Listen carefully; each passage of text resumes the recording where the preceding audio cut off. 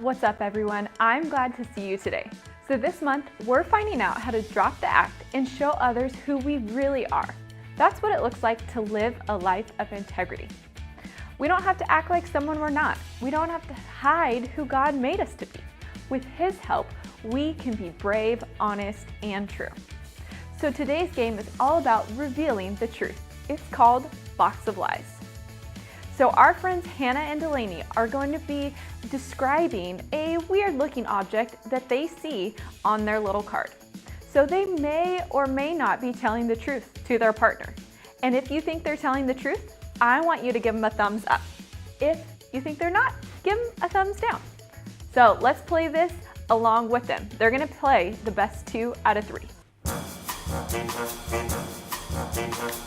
Welcome to Box of Lies. Hannah, let's get this game going. All right, I'm gonna pick lucky box number 5 to start you off here. Cinco. Oh yeah. Okay, yeah, this is a very standard, it's a beach scene. Okay. I see a couple of colored umbrellas and, oh yeah, a book. They're reading a book. For sure, drinking a little lemonade. And, oh, interesting. I actually think I see a shark fin. Oh, yep, there's a shark fin for sure, too. So it's probably a good East Coast beach here if I had to guess. Can I interrupt you for a second? I think that you're lying. I think that you are describing something that you're not seeing. You are correct. I was lying. All right, 7's my favorite number, so I'm going to pick box number 7. Lying. It says 7. No, you're lying right now. I haven't even started. All right. Let's see. I see something that is from a pig. So I see some bacon. I also see some Apple devices. And I see some cords. And something you're wearing, actually. Some glasses. Yep. And cords. What type of cords? I see, oh, it's a rainbow cord. Just kidding. It's a red cord. And I also see She's telling the green. truth. You're right, Hannah. I was telling the truth. Alrighty, Hannah, we're tied 1-1. 1-1, baby. Tiebreaker. All right, let's go. First 1 to 2. Okay. I don't know why I picked 3. I hate 3, but that's okay. Okay. Right now what I see is definitely a panda playing the piano in a movie theater, and I think that, yeah, it's an empty movie theater and maybe some mint, some bamboo, something going on over there. I don't know, maybe. Are you bamboozling me? I think that you're telling the truth. Ah! I was. That's exactly what's happening. I won! That was bad because I went too fast. I know. I won.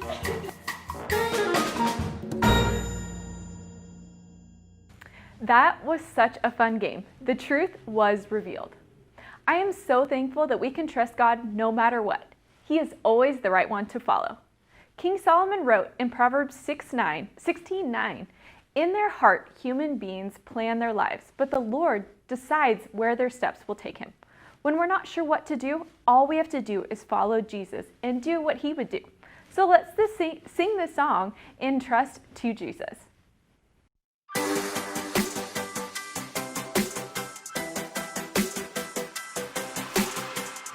Before the day I took a breath, you had a plan for my every step. You promised to side. I believe that you are the way, you are the truth, you are the light. So I sing this to you. You keep your promises every day.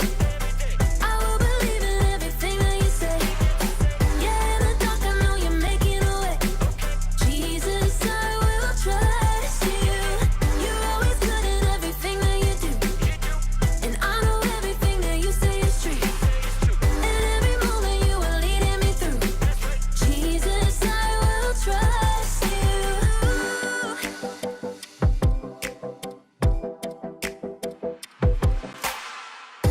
I wanna be honest and true and do what's right the way you do.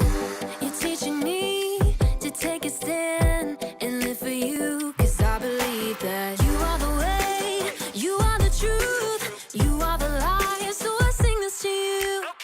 You keep your promises every day. I will believe in everything that you say. Yeah, in the dark I know you're making a way. Jesus, I will trust you. You're always good in everything that you do. And I know everything that you say is true. And every moment you are leading me through. Jesus, I will trust you. Even in the moments I feel alone, I know I can. Trust that you're working and holding my world in your hands. Even in the moments I feel alone, I know I can. Trust that you're working and holding my world in your hands. You are the way, you are the truth, you are the life. So I sing this to you. You keep your promises every day. I will believe in everything that you say. Yeah, in the dark I know you're making a way. Jesus, I will trust you. You're always good in everything that you do. And I know everything that you say is true. And every moment you are leading me through. Jesus, I will trust you. Great singing, everyone. Now, have any of you memorized our memory verse this month? If you received a family bag, please take out your 3 balloons and blow them up. I did this activity last month and I thought you guys would enjoy it. So take a minute to grab your balloons and blow them up.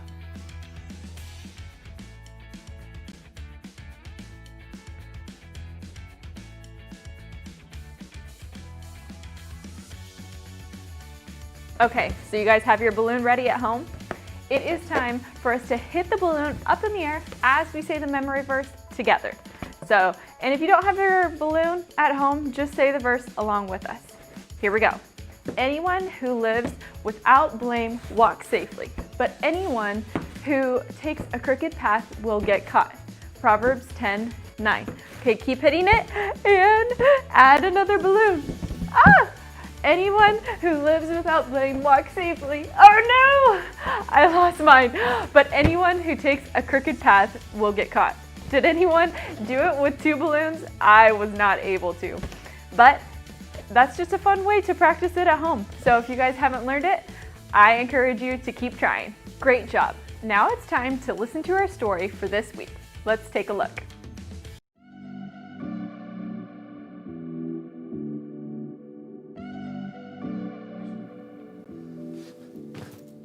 Hello, friends. It's me, Graham, and I am a hero.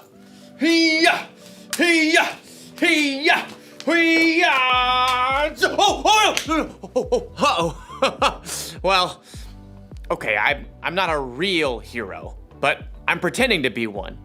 It's fun to be a hero because heroes have integrity. Integrity is choosing to be truthful in whatever you say and do. And heroes, above everything else, are truthful. Of course, it's also fun to pretend to be the villain. Now you will know the power of the bucket.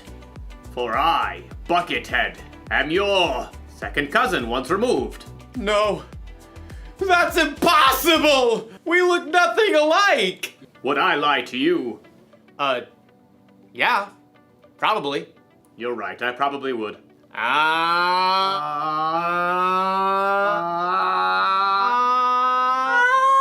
The good thing about pretending to be the bad guy is that I can stop pretending anytime I want.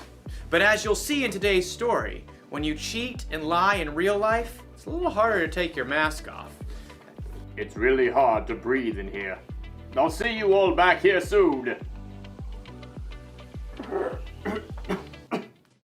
The Bible. It's 66 books of history, stories, letters, and poetry that fit together to form God's one big story.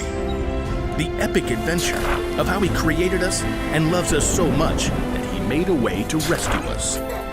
As we travel through the Bible, from Genesis to Revelation, we discover people who met God and found their lives changed forever. Now, for an amazing story, inspired by the book of 2 Kings, chapter 5. Naaman was the commander of the army of Aram, one of Israel's greatest enemies.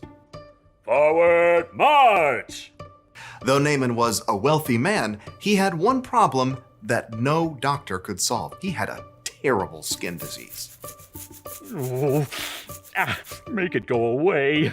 Then Naaman heard news of a prophet in Israel, Elisha, who might be able to help. But instead of going straight to Elisha, Naaman took rich gifts to the king of Israel, along with a letter from the king of his own land explaining how important he was.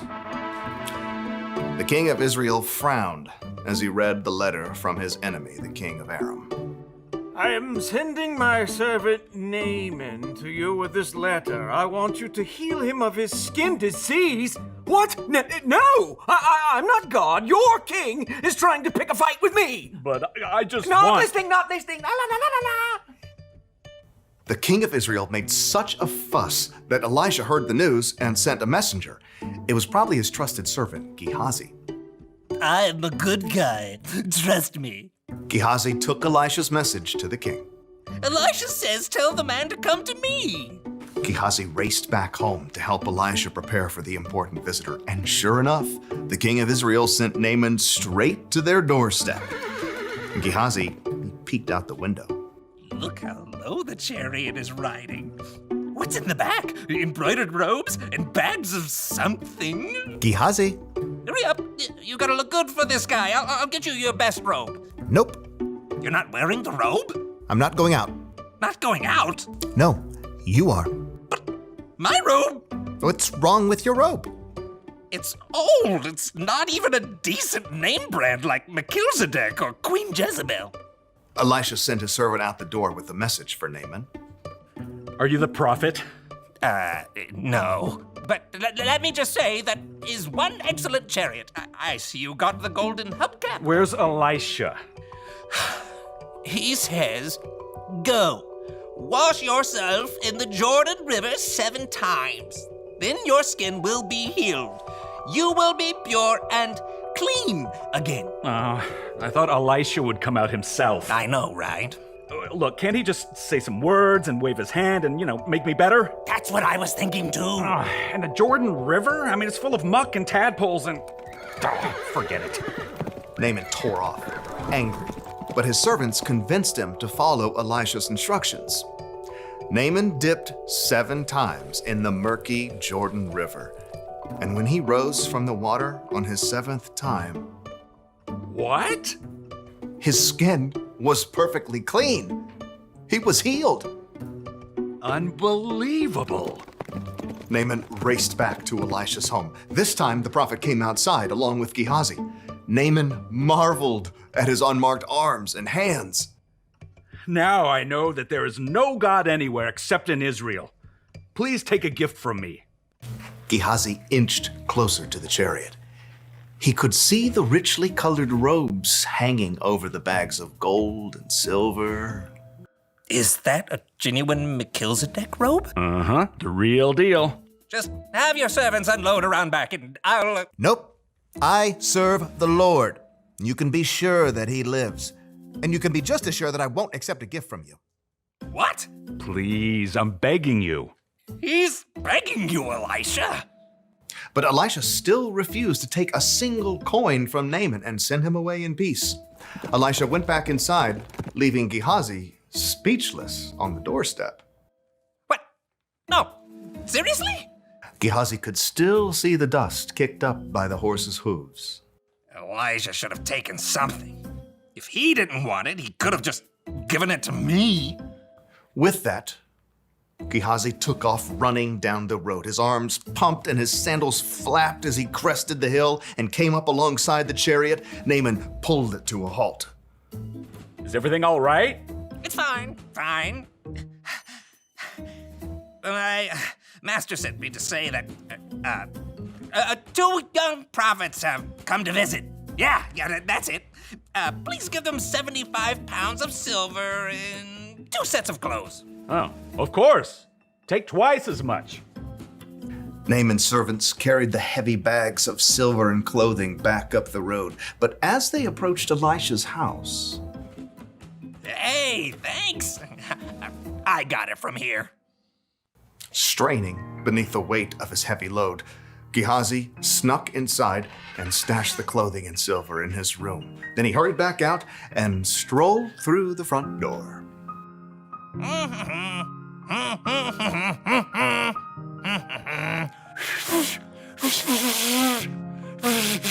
Can't whistle. Elisha studied him with sharp eyes. Where have you been? Oh, me? I didn't go anywhere. Didn't my spirit go with you? I know Naaman greeted you. I know you took money and clothes.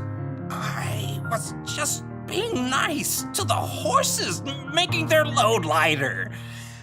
You and your family after you will have Naaman's skin disease. But then I can't wear my new robes. Sure enough, Gehazi's skin was soon covered with sores, just like Naaman's was. Gehazi's lie had won him some new clothes, but it had cost him Elisha's trust and a full and healthy life.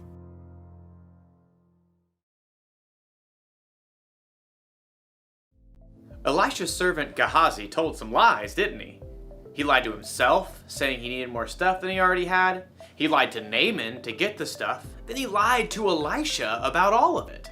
Maybe Gehazi wasn't a bad guy, but would you be able to trust somebody like that? Never! What if someone lied to you? What if they said they were going to keep a secret, but they let it slip out? Or if they said they'd do one thing, but then did something else instead? Do you still trust them? Oh no! It's harder to trust people after they've let you down, right? Correct!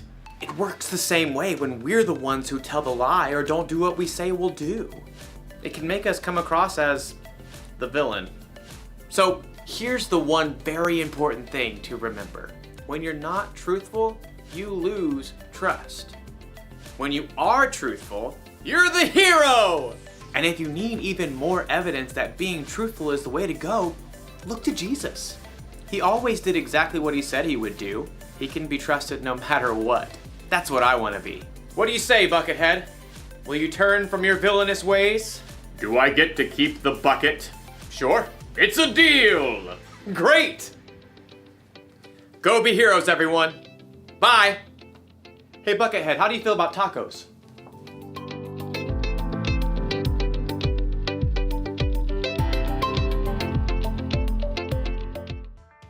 So he had to learn the hard way, but we can learn from his story. When you're not truthful, you lose trust. Can you guys say that with me? When you're not truthful, you lose trust. Every day, you can choose to live in a truthful way. Do what you say you're going to do. Be a person of integrity so others know they can trust you. Being truthful may seem simple, but it's not always easy. So I just hope you guys were encouraged today to be truthful, and I'm so glad that you joined me today. Remember to check out monterey.church for more great resources. Have an awesome week.